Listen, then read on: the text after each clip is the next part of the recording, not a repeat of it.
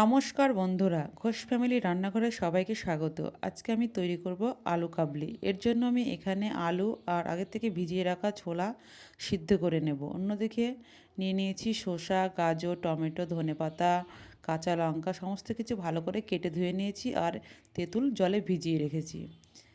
দেখুন সিদ্ধ হয়ে গেছে ছোলার আলু। আমি একটি পাত্রে সিদ্ধ করা ছোলা ও সিদ্ধ করা আলু নিয়ে নিয়েছি। এবারে একে একে দিয়ে দেব শসা কুচি, পেঁয়াজ কুচি, গাজর কুচি, টমেটো কুচি, কাঁচা লঙ্কা কুচি, ধনেপাতা কুচি আর দিয়ে দেব তেঁতুল জল। এবারে দেব পরিমাণ মতো লবণ, সামান্য সর্ষের তেল আর দিয়ে দেব ভাজা মশলা দিয়ে ভালো করে মাখিয়ে নেব।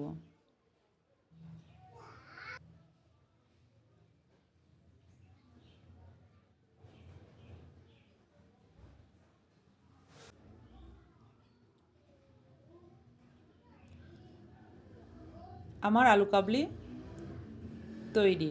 এভাবে আপনারা তৈরি করে খাবেন, দেখবেন খুব ভালো লাগবে।